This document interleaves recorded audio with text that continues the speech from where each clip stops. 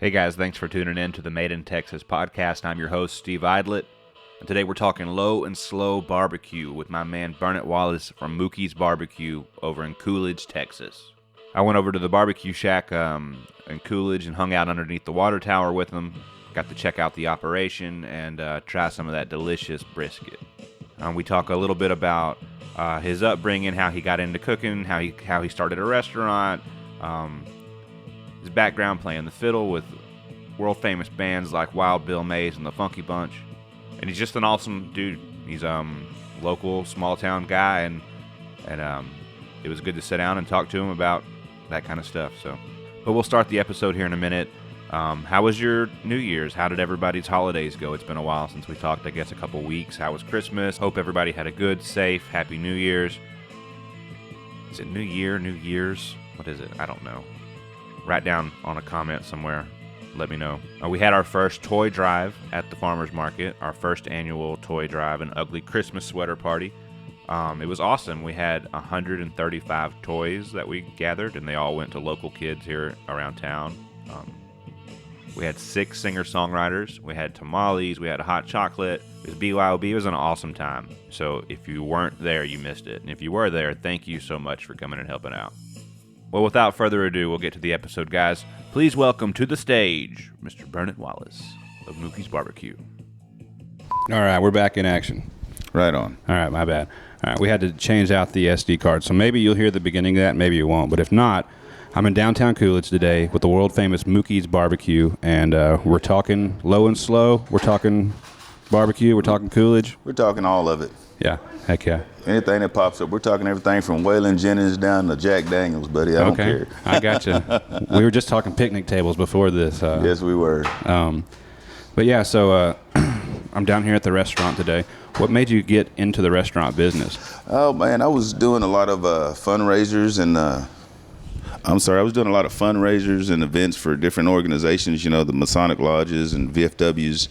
And I just kind of enjoyed doing it, and I've always enjoyed cooking. I've always had a good knack of being on the pit or being in the kitchen, you know, so it just kind of fell into place. Everything fell just right in order for me, so. That's awesome. Yeah.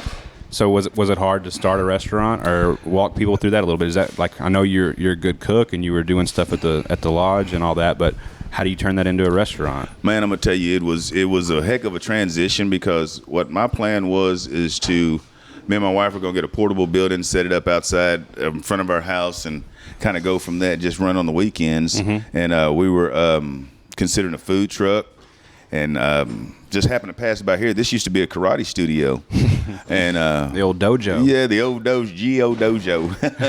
And we passed by, and I came in and asked him a couple times about it. The folks next door at the feed store, and they told me, well, he's going to be moving out pretty soon. And man, I mean, about the time we got ready to sign the lease for a portable building, I passed by here and this place was empty. And man, I mean, it just worked. Yeah, it just worked out.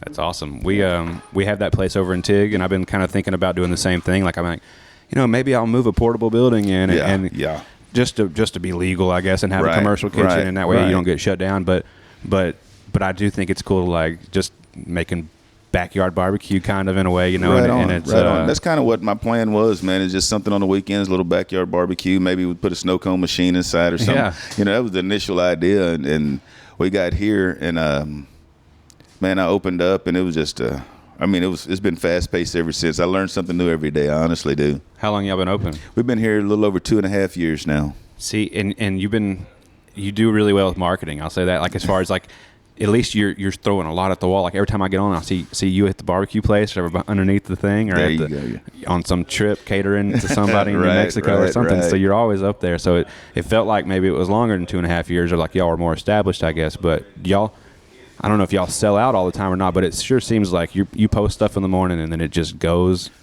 We do, man. I mean, it's being in Coolidge is a small town, and the only restaurant too here, so it kind of plays in our favor. But the thing I had to learn was I have my transient customers, you know, the folks that come in town just to eat and stuff. And once I figured that out, it was a pretty good, you know, I guess a little build up to get there. And at first I had a level. I said, well, I'll cook this so much this day and so much that now I can't judge how much to cook. I'll cook 8 briskets and sell 8 briskets. I cook 5 briskets, I sell 5. Yeah. You know, it's amazing. It's a lot of support from the folks here in Coolidge too. See, that would be my worry. Would be cooking 8 briskets, selling 3, and then be like, okay, I got 5 briskets here, but every time I get on Facebook, you're flipping briskets. So at first that was a big problem, but now it's done got to where now my main thing is having enough food. You know, I run out of ribs every day. We run out of brisket just about every day. It's. Do y'all do beef ribs or pork ribs? We do pork ribs here. We do pork spare ribs. Yeah. I get up here every morning about 3:30. That's on my list to ask you. What time do you start? Because you're always rolling by the time I wake up. Oh yeah, man. I wake up about 3:30. I leave the house about 4 or 5, something like that, and I get up here and I have my fire rolling around about 4:30 every morning, and going from there, man. Huh. You got any tips for starting a fire for these folks? Any fire tending tips? I'm an old Boy Scout, so I use a lot of tinder and kindling and stuff like that to get going, and just kind of build on as I go. Use bark. You'll see me out there in the afternoon stripping bark off the wood for tomorrow morning. You know, I got you. So you start at 3:30. You get up here. What time? What time do you throw the actual meat on the pit and all that? And or do you prepare all that the night before? No, I get up here in the morning. Like I said, about 4 o'clock, 4:30. I usually have my fire rolling. About 5 o'clock, I'm inside trimming ribs and seasoning them and getting them going. And I'll throw them on around about 5:45, 6 o'clock. Yeah. And then I'll start in on trimming briskets. I'll cook my briskets like the ones that are on now will be for tomorrow. You know, Okay. I'll cook them 10, 12 hours during the day. Right. And I'll wrap them up, put them in the cooler. I come in the morning, they're just right, ready to go. Okay. Yeah. Yeah, that sounds good. I've just got into smoking meat and stuff myself in the last couple of years. I did a lot of grilling and stuff before, but Right. actually smoking, I've never done it on a traditional offset or anything like that, but I have a pellet grill, and I know everybody I'll probably get hate for having a pellet grill, whatever. Hey, it works good, you know. I won't say nothing. I did a brisket on it. I've done pork butts on Right, it, you know. I smoked a pizza on it the other day. You know, Really? It was How good. did it turn out? It was really good. Yeah, Was it? tastes like I used like applewood pellets, and it turned into it's just like a frozen pizza. But Wow, it was pretty good. That's you know? all right. That's all Yeah. right. You ever smoke anything weird on the pit? Man, we do smoked meatloaf. I do smoked peach cobbler. Do smoked apple pies.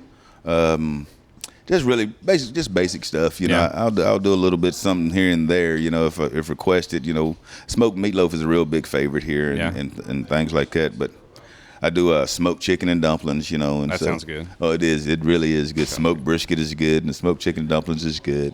But have you ever? Is there anything weird you've experienced with? No, man, I'm kind of scared to put something like that on my pit. You know, I've had a few folks ask me to do some exotic game and stuff for them. I'm not going to do all that yet. I don't think. I saw on Facebook one day they skinned a watermelon and then brined it for like, I don't know, a few days or whatever, and then smoked it, and then filleted it up. It looked like prime rib or something when they went through. I don't know if I'd eat it or not. Man, I don't know about that. You know, I've seen them do a lot of fruit and a lot of vegetables. Pineapple is really good like that. I tell you, one of the weirdest things, and I haven't tried it yet, but a buddy of mine, he has a barbecue place down in South Texas, and he does smoked water. Smoked water. Now I laughed and I said, "Man, you got to be kidding me!" What he does, he'll take a pan. For it? Huh? Oh man, when he caters weddings, it's real big at weddings. See, what he does is he put the pan of water inside the pit and let it get enough smoke in it. Then he'll take it and freeze it. Okay. So it has that smoke flavor trapped in the water, and you add it to your alcoholic drinks, and it cuts some of the bite out of your alcohol. Okay. You know, because they put them in smoke barrels and stuff. I've seen where they'll if a really fancy whiskey bar, they'll have like a ice in a sphere, and sometimes when they bust open, they have smoke in it, or it seems like something like that's too kind of on fancy the for me premises. to understand. That's what he does. Yeah. He says when he does a lot of wedding catering and stuff, it's real big for that and parties and stuff, and he gets a lot of requests for smoked water and smoked ice. I would have never thought of something like that. You might be missing out on $1 million. You should start smoking your water around here, and people might drive from I don't know all if they over. want Coolidge smoked water, Coolidge, but from under the water tower, smoked water from underneath the water tower. direct source. Yeah, that's awesome. Yes, sir. So let's see here. What else I got? How'd you get into that? Were your parents or your grandpa, anybody used to smoke meat, or you just started smoking meat one day? Well, you know, of course, at the family reunions, you have your uncles and your cousins and your dads and all those smoking meat and stuff. My dad was in the military, so a lot of times when he would be gone, he was in the Navy. A lot of times he'd be gone on a ship somewhere, and my mom would want barbecue. And so she'd say, "Hey, why don't you go fire that pit up?" And I got to where I could fire the pit up and put meat on, and I'd bring it in. Is it done? No, it ain't done yet. Take it back out there. Is it done? You know. So I kind of got to be able to judge time and stuff, and And I still do that now. I cook mostly the time and temperature. You know, I can kind of look at it and touch it and feel it and see what it looks like. You know, my mom's blind, so it kind of gave me a different sense on cooking. You know, instead of just using just regular judgment, I use smell and all that kind of stuff too. That's interesting. Yeah. She was blind your whole life? Or? No, she went blind when I was about 11 years old. Wow. And we were on our way to school one morning. She was driving us to school, stopped to get us something to eat at Hardee's, I believe it was. And she was at the ordering board, ordered our food, and went to go through the drive-through window and ran into the side of the building. She lost her sight that quick. Oh my gosh. Yeah. Dang. So she taught me how to cook, man, by listening, by smelling, you know, and all that kind of stuff. That's amazing. Yeah. And you said your dad, he'd be in the military during that time? Yeah, so. He's in the Navy, and he'd be gone to Spain or to Africa or on some cruise. You know, they'd be gone 18 months at a time sometimes. Yeah. And it was me, my mom, and my sisters, and I like being in the kitchen cooking for them. Yeah? Yeah, that's cool. I love to cook, but it's just certain things that I like to cook, I guess. You know, like there's certain things that I really like to cook. I've been doing chili here lately, and I've been trying to like make it from the ground up. You don't put beans in it, do you? Man, next question. Here's the deal. It's called the Made in Texas podcast. You're not supposed to put beans in chili, but there you go. But you know, if you have beans in your chili, I'll probably still eat it. But no, you're not supposed to. But I do. But yeah, I've been making it like with like sauteing all the vegetables up and getting all the spices, the cumin and all that stuff, and like building up this big chili. And I like making that. And I've been doing beef ribs a lot lately. If I can find them, I can never find them. They're hard to find. They really are. Yeah, but they're delicious. Do you use a binder or anything like that? No, not really. I don't, man. I just. A lot of folks on their ribs, they'll rub them down with mustard or something. I have a buddy of mine. He's real big on using mayonnaise. He'll rub his chickens down with mayonnaise and season them. You know, just to, like you say, bind it, hold it on there. I don't. I'll take my meat out the refrigerator, wipe it down, wash everything down, clean it up real good, and let it sit and kind of dry just a little bit. And the season, I don't have a problem with the season. I put a good heavy coat on, so I really don't have a problem with it kind of running off on me. What about the bark? I've went to a couple places. For a long time in my life, I'll say that I went to a lot of low-class barbecue places where, oven barbecue or something like that, where it just didn't taste like a smoked barbecue, And then I went to a really, I guess, someone who really cares about putting barbecue out, and it was like all crusty, perfect, barked up, delicious, different experience. It wasn't the same. It didn't feel like it came out of an oven. You know what I mean? Right. What attributes to the bark? Do you know? Or man, the bark. There's a lot of myths when it comes to brisket. One of them is your smoke ring. That's a big myth. It doesn't come from the smoke. Your bark comes from your seasoning. So I'm traditional salt, pepper, garlic, and I use a good dose of pepper in it. And the pepper is kind of what gives you your good, dark, crunchy bark. It's where it comes from, the nitrogens and all that stuff. And it's like I said, it's more of a chemical process than it is actual what you would think. And so I seem to keep a really good bark and real crisp and everything with salt, pepper, and garlic. I mean, but it's mainly just the I've always been told it's the nitrates in the pepper or the smoke, and they combine, and that's what gives it the, So I'm sticking with that. That's what I've always been told, and that's what I kind of go with, So. I went into a barbecue place the other day, and they cut all the bark off and threw it away. Like they skimmed it all off the top, and I was like, "Oh, I want that piece." And then I watched them scrape it into the trash, and I was like, "What just happened?" Yeah. I had a guy come in here, and he did a review on us, and a couple of weeks before that, he did a review in another town right up the road, and that's what they did was skim the bark off and cut the slices, and We're going to take a short break. We'll be right back with you. I got to get on the knife and cut some brisket. I'll be right back. We'll be right back. Yes, sir. All right, we are back. What'd you go do in there? Oh, man, I had a customer order some trim brisket, so I'll go in there and I'll slice it. And I usually trim them in the morning times to where there's about a little over a quarter inch of fat, not quite a half inch of fat on each brisket.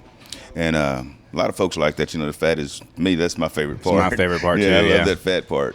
But some customers want it trimmed down, so I'll go in and knock that a little bit off. But the thing about when you trim the fat off, you're trimming your bark off. That's where your flavor and your seasonings are. I know it.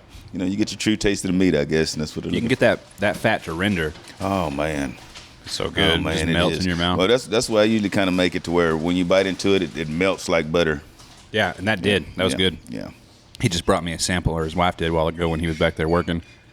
It was good stuff. It does have a good bark to it. Thank you. But yeah, I was wondering about that. Do most people like the fat, or do they trim? Most of folks like it untrimmed. They like the fat on there, because when you bite into it, you want the whole sensation. You want the bark where the flavor is. You want the fat where the juice is, and the meat, of course, the meat's your treasure. You know, so. Yeah, like I said, I couldn't believe whenever they scraped all the good stuff off of it, and I was like, oh. That must cost extra. Can I get a sandwich of just that? I had a customer in here one day, and he was standing in line behind this lady, and she ordered 2 pounds of trimmed brisket, trimmed the fat off of it. And I was in the back trimming it and cutting and slicing, and he came over there to the window and leaned in the window. He said, "Hey, put her fat on my plate." That's what I'm trying to talk about right there. That's my move right there. Hey, yeah, here's 50 cents extra. Slide that fat over here. Yeah, that's awesome. So what else are you into? I know that we both are into hunting arrowheads and stuff like that. Are you from here in Coolidge originally? Oh, I have been. I moved in Coolidge to Sandy area, right outside of Coolidge. I moved out there in 2001, and man, I do some of everything. I do a little bit, like you say, arrowhead hunting. I love to get out. I don't do a whole lot of it right now. It's hunting season. You can't be walking in the fields with some of these hunters out here. We got. So I haven't had a chance to do any yet, but do a little fishing. I have a buddy of mine. He's a fishing guide over on Richland Chambers. So I do some fishing with him, hunting with him. Just got back from a trip in New Mexico. Yeah. Went elk hunting. Well, he took a customer elk hunting, and I went up there and kind of catered, cooked, or whatever. I saw that. It looked really cool. It was Ruidoso really, or where? It was Raton Pass. You're right. It was really cool. It was 22 degrees. It was very cool. It was snowing on one of those videos. We went up there to the mountains on a Tuesday afternoon, and they shot a cow elk. And they field dressed it and everything, and a little blizzard, I guess this is what you call a little blizzard, a little snow flurry kind of came in on top of the mountain. And we were up there and got it field dressed, and we headed back down to the cabin to go get the come-alongs and the chains to, hoist it up in the truck. By the time we got to the cabin, there was about 2 or 3 inches of snow on the road and on the ground already. And so we got down there and we decided to wait, let's see if it would lighten up, and it just got heavier and heavier. That next morning we got up to go get the cow off the mountain. Yeah. It was 3.5 foot of snow in our driveway. We had to kick the door open, kick off snow off the porch. We couldn't even get back up to the mountain to go get the elk the guy shot. Never got it. No, never got it because it was that deep of snow. We couldn't climb the mountain. And they brought you up there just to cook. Yeah, they brought me up there just to cook. Yeah, I had a good time. I sat up in the cabin, and they had turkeys on the front porch at the cabin. I was throwing rocks at turkeys. If I'd have hit that turkey, boy, we'd have had fried turkey. That'd have been all right. Yeah. So what did you cook? Oh, some chili. I did a few. We had some red stag, so I did some red stag steaks, and I did red stag chili, bunch of pork chops. Just kind of guy stuff. Camp food. Yeah. That's good stuff right there. Yeah. That's cool. Do you do that often, or is that one of your? Like, have you been, catering? Oh, we do deer hunts and stuff we do like that? quite a bit of catering, mostly weddings and big get-togethers. Graduations, class reunions, stuff like that. We've done quite a few of them. I do stuff for the judge. Thank y'all very much. The judge or the DA a call, and they'll need stuff sometimes. I've catered to sheriff's department, just different things, man. We're real big into our law enforcement, our police officers and stuff around here. Yeah. During the summertime, they come in and get free tea. So I love catering for them guys is what I'm getting at. They're awesome folks. No, you seem like you're community minded. Like I remember a couple years ago, you were always doing Toys for Tots or something. You know what I mean? You're involved in all this stuff. We have our Toys for Tots going now. This is our I see the box. I see This is our third year. We what we do is we'll have Santa come up here, and we'll load him up in the back of the fire truck, and we ride around Coolidge up and down the neighborhoods, and we throw out candy canes and tell all the kids, hey, we're going to have Santa up at the restaurant. This year, with everything being the way it is with the COVID-19 situation, we're going to do it a little different. Instead of bringing them all up here to have Santa, sit down and take pictures with them, we're just going to, when we go around through the neighborhoods to deliver, pass out candy and stuff, we're going to deliver presents then. When the kids come out to get the candy from Santa, we're going to give them the presents and gifts then. Man, I've done this for 3 years, and I love doing it. It's not something that I do because, hey, man, you see what he's doing? No, it's something I do because I really like doing it. I enjoy it. No, it's cool to do. I enjoy being with these kids, man, and watching them come in here and smile and laugh and stuff. And so I don't want to end it just because we're in the situation we are, There's still a way around it so they can enjoy it, No, I think so. And I think that's good to help out with that kind of stuff, yes, too. Sir. Yes, sir. So Ted Nugent, Jimmy Johnson, what's the deal? Every time I get on Facebook, there's like some famous Bill Dance. Somebody's always here doing something. You well, know? I'm kind of I'm in like the trifecta right now. Right up the road is Chuck Frazier. He has that exotic deer and big game ranch up there, Gotcha. high fence. And back over here, his brother Mike has a lake that is a high fence lake, I guess you would say. $1,500 a person to fish in this lake. Dang, yeah, that's son. why so many exclusive people come down. Most of the folks that come in here are professional bass fishermen. $1,500. $1,500. You don't get to keep no fish. All you get to do is take pictures. A buddy of ours, Larry Walker, he fished there the other day, caught a 12-pound, 13-ounce bass. You know, I mean, it's some huge bass in there. You catch 18, 20-pound bass in there. Hey, if y'all are listening and you would like to do an episode from your awesome lake, let me know. I can't afford that, but I will definitely push Mike it to Frazier, the 12 are you people. Listening? Yeah, I've got to meet. You see on the wall, I got there's Pete Sessions is on the wall. Jimmy Okay. Houston. Jimmy Ted Houston. Nugent's on the wall. Ted Nugent is actually supposed to be back at Chuck Frazier's place today. I'm going to go out there and talk to him. He may come in if he has a chance. He's going to come up to the restaurant, but he did say he'd be in town, so I'm going to try to shoot That's out to cool. Chuck's and talk to him, get another picture with him. That's cool. I was at a music store in Waco the other day. Lone Star, I think is what it's called. Or do you know that place? Yeah, Or, sure do. And he had a bunch of Ted Nugent stuff in there like Oh, that. they're He big said I fans guess up he there. comes in there. Yeah, and, they're big fans yeah. of Ted over there, man. Yeah, that's cool. Ted's he's a character. He came in and I was sitting down over here waiting for him to come in because they told me he was coming that day, and I was sitting down waiting, and he came in and man, he just started cracking jokes right off the bat, and he played on my guitar for a little bit. He signed one of my guitars, and he wanted to sign my Martin. I told him, no, you can sign this Takamine. You ain't signing that Martin. Yeah, exactly. That's awesome. So how long you been playing music? Oh man, I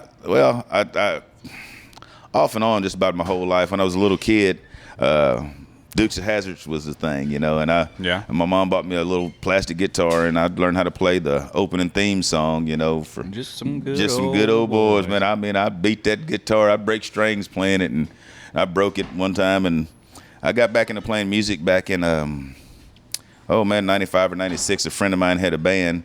And he said something about it. Man, I wish we had a fiddle player. So I went out and bought me a fiddle. And at the time, I was driving 18-wheelers. And, you know, you get somewhere to get unloaded. You get 3 or 4 hours while they're unloading this and that. Or you get stuck in a truck stop somewhere over the weekend. So I'd sit in that back sleeper berth, and I'd, you know, strum out a note or two here or there. First song I learned was Seminole Winds. I was in fiddle? On the fiddle. I was going through Georgia, headed to Florida, actually. But I was in Georgia, and I heard the song come on the radio. So I got out my John Anderson cassette tape. That's when we still had cassettes. I'm telling my age now. Yeah. But I put it in, and I listened to it about 3 or 4 times. And about that 3rd or 4th time, I was able to play along with it, you know. So. That's awesome. That's a good fiddle intro too. Yeah, yes, it is. Yeah, it's good and slow, so it kind of gave me a lead way to kind of play it slow. And then when it gets picked up, of course, you get hyped up as the song starts going anyhow. So, but yeah, and then I broke into playing Bob Wills and Little Lester and Earl, and he does some of everything. Carl Shiflett over in Groesbeck, a bluegrass friend of mine, he taught me a few things. Guy they called him Cowboy, Wilmer Little. He passed away now. He taught me how to play Maiden's Prayer. He taught me how to play the Golden Anniversary Waltz. He taught me a few fiddle songs, you know. That's cool. So I picked up things here and there. Got to where my old hands couldn't keep up with the songs I wanted to play, so I picked up the guitar, and now I'm strumming chords. Yeah, I think the fiddle's cool. Like I know a lot of people who play guitar. I don't know that many people who play fiddle. Do you know Bill Mays? From Teague? Yeah. Yes, Bill Mays taught me how to play Tennessee Waltz. Okay. He sure did. Yeah, that was in 90. Is Bill still around? Yeah. Is he 100 yet? He's 150 or something. I don't know. Right, because he had to be pushing 89, 90, and that was back in the 90s. You know? He's over there at the Teague nursing home right now. But he literally the other day they had a band day, and they had there's like 7 or 8 of those guys. They had fiddle, they had guitar, they had all kinds of people out there. I would have loved to have been there. I saw the video on it on Facebook. Oh man, that would have been awesome. They said they're going to do it more often, but it was called Bill Mays and the I don't remember what it was, a honky tonk bunch or something like that. He had a name for his little band and everything, and they were out there playing on the lawn. It was pretty awesome. Dude, that would be. I would love to go. I'm pretty sure Bill wouldn't remember me no more. That's been so long ago. He's last time I seen him, he was still with it. He was talking crap to me, and he pulled about a J200 down. He's like, "You mind if I play that Gibson?" I said, "No, sir." Put this big old Gibson on him, and he's a little bitty old man. And he played it. He sat there and played it. And he told me about playing fiddle. Musician, man. He's an awesome player. He really is. I heard he was a fiddle getting dude back in the days when I asked. Oh man, so. he was. I remember him playing at fiddle competition they were having in Groesbeck. I don't know if they still have them in Groesbeck, but Wilmer Littlehead was hosting it, and Bill May came over. And that's how I met him and asked him, show me a few songs. But, man, I think he was playing something like the Fat Boy Rag or something. It was a Bob Wills song, but it was a ragtime song. And, dude, I sat there and watched that old man play, and I said he's good. Oh, he blew it away. I mean, you could see smoke coming off that thing. That's awesome, yeah. Yeah, their band the other day on Facebook was pretty good. I was really impressed. I was like, man, I wish I could have came to that and sit in on that or hung out with them or just been there, Yes. Oh, that would have been awesome. But, yeah, that's cool. So, what if you got a day off and there's no barbecue to go on that day, which there's probably not that many of those days, but what are you doing? How are you spending your time? Still cooking? Yeah, more than likely, still cooking for somebody somewhere. Yeah. I try to sit around at the house, and we don't get a lot of family time. I get up here at 3:30, 4 o'clock in the morning, start cooking. Yeah. By the time I get home, the kids are either in practice or just getting home from practice, and everybody goes, eats and goes in their rooms and watch TV. So it's. Well, I try to spend as much time with my family as I can. We try to go out to eat somewhere, try to go out on vacation or something. It's, it's far and few in between, but, it's still, all this that I do is always all about family, I mean, yeah. and everything starts at home, everything you do is supposed to start at home, your love, your charity, all that starts at home. So I started with my family and just kind of go abroad with it from there. Yeah, I see your daughter comes up here and cooks sometimes. Man, I see she's out here putting it on the pit and stuff, huh? She doesn't like it. When they cancel school, she's praying to God that this COVID don't shut the school down for the rest of the year, because when they do, she's in that kitchen working out. She don't want to, or she doesn't? She doesn't mind. Yeah. She's good at it. She sat and watched me for about a year, so Raven can get back there and slice briskets. I've seen her cooking up one day, and I was like, she looks like she can cook tough. too. She can barbecue. I got her where she can barbecue chicken pretty good. Yeah. She can slice them briskets. She can trim it. She can do the ribs. Yeah. She can do everything but get up here in the morning early and can start the fire. At 3:30 in the morning. Yeah, she won't do that part for me. I got you. How'd Thanksgiving go? I saw you were doing a bunch of hams and stuff, and that stuff whatever you were ladling over those hams looked amazing. Man, what was going on? I take those hams, and that's one thing that I will put a binder on. I'll rub them down with I won't tell you the name, but a secret mustard. Get you some Grey Poupon mustard and rub it down with a little bit of Grey Poupon. And then there's a couple different seasonings you can throw together and sprinkle that on top. I'm going to tell you a key that a lot of folks miss. All right. Sprinkle you once you rub your ham down with mustard, sprinkle it down with nutmeg. Put you some nutmeg on it. Okay. Then put your regular seasoning salt on top of it. Yeah. And then pack it with brown sugar. Let it sit on there at about 225 and start slow cooking. Okay. Give it about 3.5, 4 hours. And once it hit about 135, 140, wrap that joke up in some foil and put it back on there.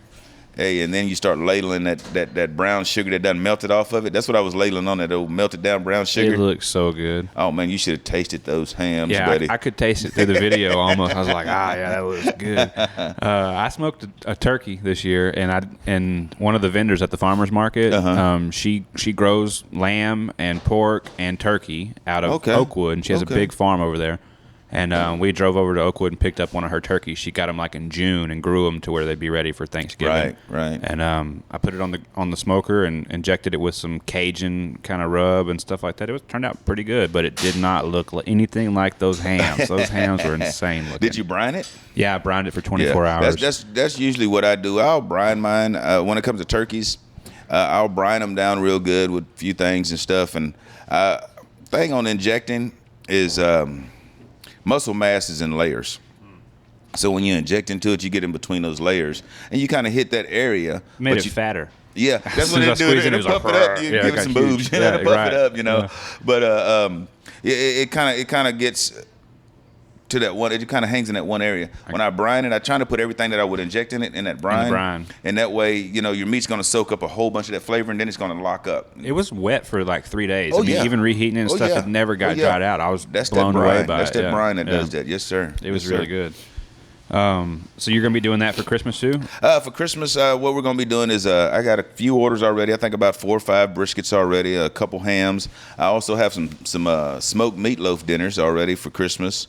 I have a few cobbler orders, smoked peach cobbler, smoked cherry. Yeah. So if I've got like about 11 listeners now, so if one of those 11 listeners want to come in and get a smoked ham or smoked turkey or something for Christmas, how do they get a hold of you? 102 North 1st Street in the big city of Cool Town, Texas, man. Come on in. Cool Town, Texas. That's it. That's awesome, man. Anything else you got on your list over there? Anything else that you've been working on, or what's been going on? You know, we got a few things that we're gonna try to wait till the beginning of the year to start doing. I want to add a couple more sandwiches to our menu. Nice.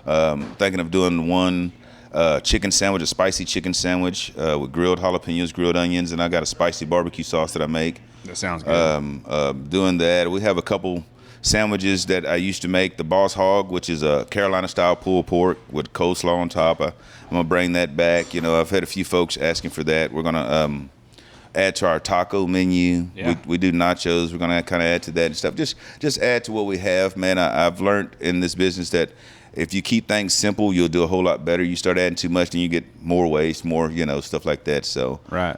Just adding on to what we have is what I plan on doing. Doing that, you can do a lot with brisket and all the stuff that you're really doing. can. Like you can really, tachos or whatever y'all always do or whatever. Yeah. We do tachos. We have nachos, man. We have tacos. We have 4 or 5 different kind of sandwiches. We have what's called a slopper. It's Fritos with beans, and then you got your chopped brisket on top. Nice. So we have a few different things like that. And I may try to add a few more. Brisket is always a good thing to have. Even if you have some left over, the next day it's chopped and it's even better. I got brisket in my freezer right now from the last time we did. I chopped some up and put it in a freezer bag. Take you some of that chopped brisket. Next time you make chili, take you some of the chopped brisket and add it to your ground meat in there. I will, yeah. And it's really, it'll up your game, I promise. I hardly honestly use ground meat. I usually will get like a sirloin or like a big flank steak and cut it up real thin. And that's what I use for the meat in that thing. Yeah. And that's the best way to go. We did a lot of chili cook-offs, playing music at them and stuff. So I always go, y'all need me to be a chili judge, which is fun for the first 18 chilies. But there's 40, 50 chilies in some of these entries, so you got to keep going through it. But that's the good ones, the ones who use steak. And I was like, I'm gonna rip that off and start using it at my house. Right on. Yeah, when I was a kid, my grandpa, he used to. It was actually my uncle's house. We'd go over to my uncle's house, but me and my grandpa would go over there, and it was like he had a huge smoker made out of cinder blocks with a big, huge metal top on it, and they put whole hogs in that sucker. I mean, I remember when I was a kid in deer camp, you're smoking something in that thing, Right, it was cool. Right. It was always fun. Yeah, I've cooked inside of those before. There was a place up there on the Navy base where we lived at. We had, when you're on a military base, you're in a very, very diverse community. I had friends that were Filipino, friends that were Puerto Rican. Had one of my first girlfriends was from Cambodia. Really? Yeah, she was. Her name. Do you know what part? We called her Jody Cambodia, but her name was Jody, and she had some long name we couldn't pronounce, so we called her Jody Cambodia. But she was from Cambodia. That's crazy. Yeah. So and they had a lot of the guys would cook a whole hog, but they would cook it and dig a big hole in the sand and cook it. So the base kind of provided them a little area where they had the block pits like you were talking about with the lid, so they can cook whole hogs or goats and stuff like that. And man, I would hang out there and stuff on the weekends, and that'd be some of the best food. Those guys we had some folks that were from Samoa, and they would get up there and they would cook, dude, and that food would be so good. And they used a lot of grilled fruits and a lot of grilled vegetables in there with their meats, and it was just amazing. So I was introduced to a variety of different cultures and tastes growing up, and it kind of, when I'm at the house, not so much up here because it's just barbecue, but at the house it gives me a chance to add my different zest and flavor to stuff, and it works out real good for us. So that was whenever your dad was in the military? Yes, sir. Or yes, were sir. you? Okay, I was in the Army. Oh, you were in the Army. That was when my dad was in the Navy, and we lived up on the beach and stuff. Yeah, that's cool. Where were y'all? Where was he stationed? He was stationed in Norfolk, Virginia, at the Naval Operational Base, and then we went to Virginia Beach, the Naval Amphibious Base, and that's where the Marines and the Navy and the Navy SEALs and all the guys kind of hang out right there. My sister married a guy from the Navy, and they moved up to Virginia Beach. That's where they lived, and she's moved back since then. But that's where they were stationed at, was at Virginia Beach. Yeah, that's a real cool area right there. It really is. I grew up there, man, from 5th grade till the 10th grade. We moved back to Texas, and it was just amazing place. I love it. What do they specialize in? I guess seafood and stuff. Huh? Well, cool but you get outside of the city, away from the beach area, and Virginia's right there by Carolina, so you have a lot of pulled pork. You have a lot of hams, a lot of chicken, a lot of the barbecue places. When you get east of the Mississippi, you really don't see a lot of brisket. You start getting into your pork and your chickens and stuff. You get into a lot of pulled pork. You got Mississippi style. You got Georgia style. You got South and North Carolina style pulled pork. Georgia, they use a mustard sauce on their ribs, and then it's made out of a lot of mustard and a lot of peaches. Pureed peaches. It's a lot of different Sounds things. Interesting and different. It is. Georgia has what's called the Georgia white sauce that they use on their chicken. It's like a white barbecue sauce. I saw that somewhere before. It's amazing. It tastes really good, man. If you're not careful, it'll put you into the mind like a ranch dressing, tartar sauce type of thing. But you know what? It's really good when you put it on that grilled chicken. It's amazing. It really is. Okay. Yeah. I hear they use like a lot of like some of them use sweet or vinegar or something like that, sauces and stuff now, like Carolina style pulled pork is a vinegary, spicy type of sauce. Yeah. And you get down around South Carolina and even some parts of North Carolina, different depends on where you're at, regional. Yeah. You'll get a more of a sweeter flavor, and it'd have a peach taste to it, or it'll have some kind of sweetness to it. I like hot barbecue sauce. Like I like a spicy barbecue sauce. I tend to care for more spicy, just a little bit of a vinegary taste. Too much vinegary taste, it overpowers it, but a little bit of a vinegar taste. But I like a good spicy, hearty barbecue sauce, On my ribs, and even our brisket, but on my ribs, I don't use any barbecue sauce. I put it in the seasoning. I do a 2-layer seasoning. So any barbecue sauce you add on top would be just right for it, I got you. So how do you make barbecue sauce? Or, I mean, not yours, but specifically, I guess. Man, it's several different methods. Some folks will use. I've seen folks use Heinz 57 and mix it with grape jelly, and that'd be the base of their barbecue sauce. Really? I go old school when I'm making mine. It's brown sugar, tomato sauce, a little bit of tomato paste, a little bit of vinegar, a little mustard, a little cumin, a little paprika, a little salt, pepper. And then you just start going from there until you get that taste you want. You know what I mean? Wow. Yeah. I've only made it out of a bottle. Them bottles, you can make some real good stuff out of them bottles. So they usually did a lot of work to make that bottle pretty all right, Right. But yeah, that's cool. I like it whenever someone makes their own sauce or you go somewhere and they're like make their own specialize in guacamole or some pico. I don't know, whatever. But a little signature thing. Mm-hmm. Yeah, that's cool. So let's see here. So let's talk arrowheads for just 2 seconds here. Go ahead. Let's go ahead. All right. So I just got into it a couple years ago. My wife's family, they live out at a lake, and it has some, you can kick around and find them sometimes, And I accidentally found one, and I started talking to people like, oh, they're everywhere around this area where we grew up, Right. And I took Texas history, and it was not that interesting to me at the time, in 5th grade. And now, whenever I'm like, oh, that whole, Cynthia Parker and Quanah Parker and all those things that they forced me to learn when I was a kid, I started thinking about really what that meant was that there was a guy here, a Native American here, hundreds of years ago, up to thousands of years ago, and whittling this thing out of flint, and then using that to get food for the day. Right. And that's pretty crazy to find that, or to stumble upon that. It is, you find something like that, man, and arrowhead's been sitting on the ground for the last 200-300 years, and you think the last person picked this, to touch this was probably the guy that made it, or somebody along that lines. I got into it, just didn't have nothing to do, looking for a way to get some cheap exercise because I started putting on weight. So a buddy of mine said, hey, you ought to walk the creek, see if you can find some arrowheads out there. I live over here in Sandy, close to Lake Mejia. And he said, man, there's tons of them around in our area. I grew up, man, like I said, in Virginia, and our history was a lot of Jamestown, Yorktown. There was, was a lot of Civil War battles right up there close to where I was at, Williamsburg and all that stuff. So that was a lot of our history. The Indian history that we learned was on the Roanoke and those kind of Indians and stuff.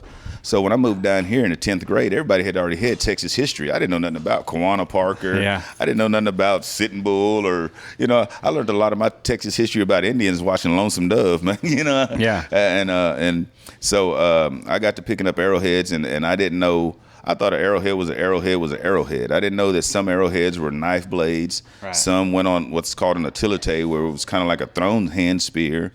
You have your arrowheads. Different tribes made different kinds, and if they were in different areas, the same tribe made a different kind. It was called something. It's so much to learn about them, but that's the interesting part, man. I mean, it's totally cool to learn something about, something that old.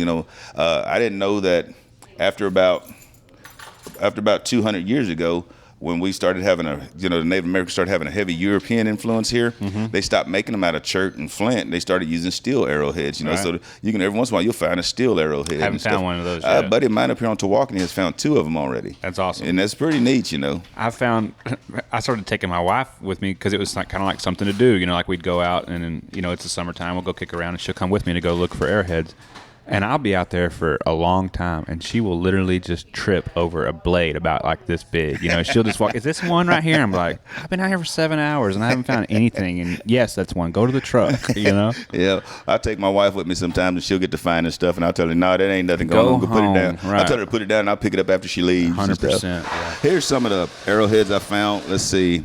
He just got a Crown Royal bag out full of some arrowheads. So let's check them out. Here's these three pieces right here. Actually, gun flint. Man, these are musket gun flints that I found on an old Indian camp. Okay.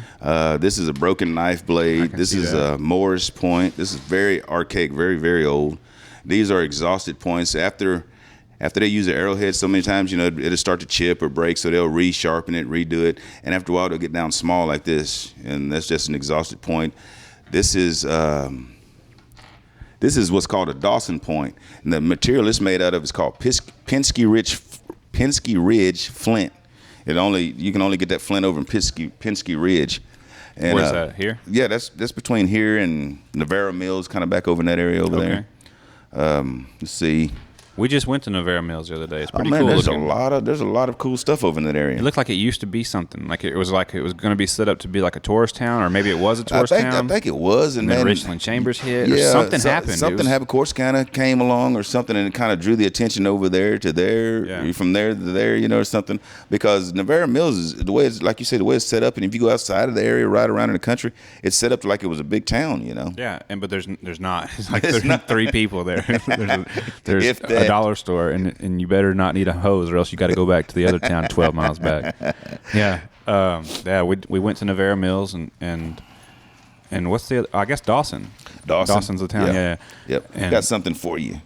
Big arrowheads. I want you to have this one right here. Oh wow. Okay. That one is a Pertinalis point.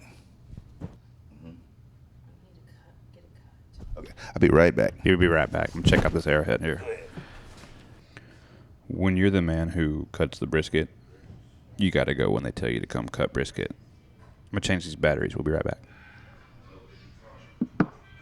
Sorry about that. That was Chuck Frazier. He said that Ted Nugent's going to be down at his house here in just a few minutes, and he wanted me to bring him some brisket down there and some ribs. And we can't make Ted wait. No, he has a lot of ammo and a lot of Ted ain't all there, man. Ted's high strung, Well, be sure to tell them I said hello, and let them know to be looking for that endorsement about that lake. I sure will. I'm gonna make sure. I'm gonna double tell him. Heck yeah. So talk to me about real quick before you go about this thing that you were just saying. This is a Pertinalis arrowhead right here. These are indicative to Texas, especially in the Central Texas area. You can find a few of them in the South Texas area too. But this is a really, really common point here. This point here, man, if you were going to sell it, it's probably about a $20, $30 point. It's real pretty cool rock. I like it. It's got a little bit of an indent right there on there. I don't know if there was a lot of times when they shoot them or use them for what they do, it'll get an impact fracture, and they'll go back through and resharpen it. So I'm thinking the way, see that little dip in there right there? It was from an impact, and they went back and resharpened it out to where they can get another use out of it. But it's pretty cool. You can barely see it's got a little quartzite going through it right there. Kind of comes out the back side. Oh, yeah, that's cool. I'm sure that if this happened to break, it's a vein all the way on the inside of it, but you can just see the little bit of it right through there. I got you. It's pretty cool, though.